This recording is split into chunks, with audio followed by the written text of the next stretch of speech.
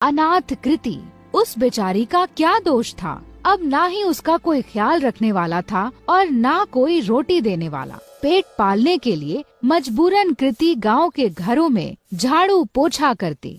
कृति का ये सब करने का बिल्कुल भी मन नहीं करता, क्योंकि जिस घर में वो काम करती थी उसका मालिक उसे बुरी नजरों से देखता था। लेकिन 2 वक्त की रोटी के लिए कृति ये सब भी झेल लेती थी। कृति रोज सुबह सुबह गांव के मंदिर में जाती और अपनी दर्द भरी कहानी भगवान को सुनाती।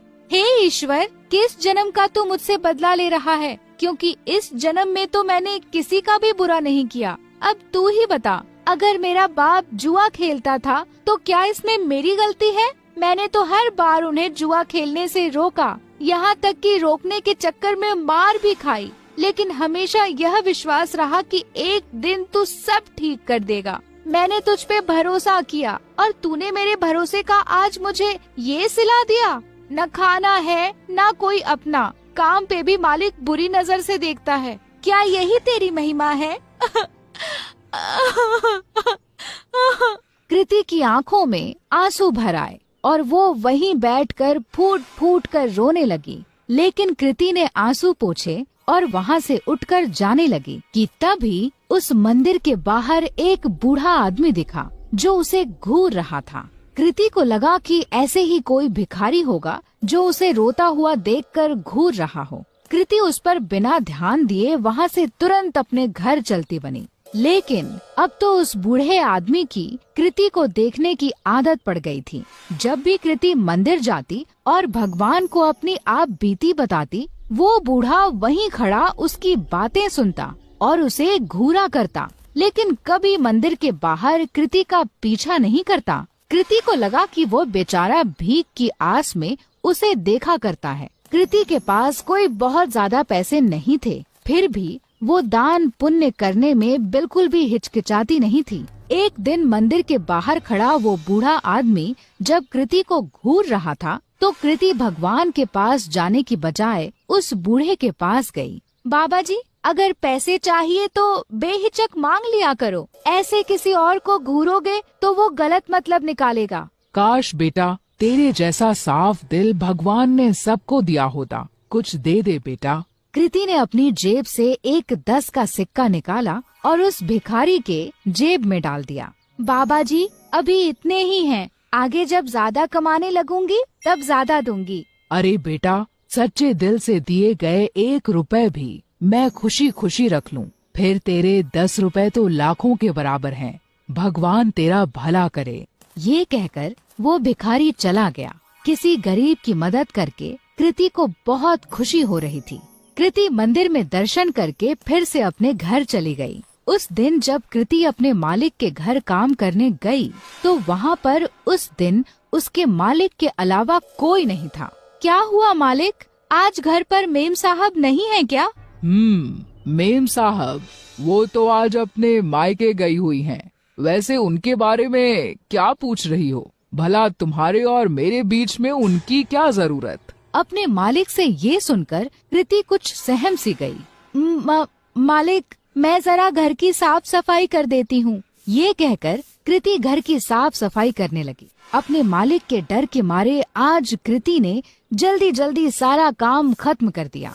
लेकिन काम करके जैसे ही कृति घर जाने के लिए दरवाजे की ओर बढ़ी, वैसे ही उसका मालिक दरवाजे के सामने आकर खड़ा हो गया। मालिक, दरवाजे से हट जाइए, मुझे घर जाना है। लेकिन मालिक अपनी जगह से टस से मस न हुआ और वहीं खड़ा रहा। मालिक, दरवाजे से हटिए। ये कहकर जैसे ही कृति ने मालिक को दरवाजे से हटाने की कोशिश की, वैसे ही मालिक ने कृति का हाथ पकड़ लिया। अरे ऐसे कैसे जाने दूं? आज तो मौका मिला है मुझे। बीवी भी घर पर नहीं है, आज तो तुझे नहीं जाने दूंगा। ये कहकर मालिक तुरंत कृति पर लपका। डरी सहमी कृति तुरंत अपनी इज्जत बचाने के लिए भागी, लेकिन उसका मालिक उसका पीछा नहीं छोड़ रहा था। तभी एक कोने में कृति को डंडा पड़ा हुआ दिखा और वो उसके पीछे दौड़ी। अब की बार कृति का मालिक जैसे ही उसे पकड़ने के लिए लपका, वैसे ही कृति ने उस डंडे को उठाकर उस मालिक के सर पर दे मारा और तुरंत दरवाजे से निकलकर वहाँ से भाग गई। फूट फूट कर रोती कृति बिना रुके भागती जा रही थी। भागते भागते रात में कृति उस मंदिर पहुंची जहां वह रोज सुबह जाती थी। मंदिर में पहुंचते ही कृति भगवान की मूर्ति के चरणों में जा गिरी। हे ईश्वर, क्या मेरा पैदा होना ही गुनाह है जो तू मुझे इतनी बड़ी सजा दे रहा है? क्या गरीब और लाचार होने की यही सजा होती है कि कोई भी आकर हमारी इज्जत पर हाथ डाले? कृति की आंखों से फिर आंसू फूट पड़े। कृति ने आंसू पोंछकर जब आस पास देखा तो पाया कि वो बूढ़ा आदमी फिर वहीं खड़ा था। बाबा, अब मेरे पास कुछ नहीं है आपको देने को। बच्चा, मैं तुमसे भीख लेने नहीं बल्कि कुछ देने आया हूँ। लेकिन क्या? तेरी कोठी के पीछे वाले कमरे में एक जादुई खजाना है जो सही समय आने पर अपने आप तेरे हाथ में आ जाएगा। ग्रहों की दिशा बता रही है कि आज ही वो सही समय है। कृति पहले से ही परेशान थी और ये सब सुनकर उसे और गुस्सा आ गया। बाबा जी, आपने मेरा दिल बहलाने के लिए ये सब कहा, मुझे बहुत अच्छा लगा, लेकिन मुझे झूठ पसंद नहीं। ये कहकर कृति अपनी कोठी की ओर चल दी। उसे बार बार ये डर सताए जा रहा था कि अगर उसका मालिक बेहोशी से उठ गया तो उसे जिंदा नहीं छोड़ेगा। वहीं दूसरी ओर उसके दिमाग में उस बूढ़े भिखारी की भी बात चल रही थी। घर पहुंचते पहुंचते आसमान में बादल छा चुके थे और ऐसा लग रहा था कि मानो जैसे बहुत जोर की बारिश होने वाली है। कृति के कोठी में पहुंचने के कुछ देर बाद ही बारिश शुरू हो गई और बहुत जोर से पानी बरसने लगा।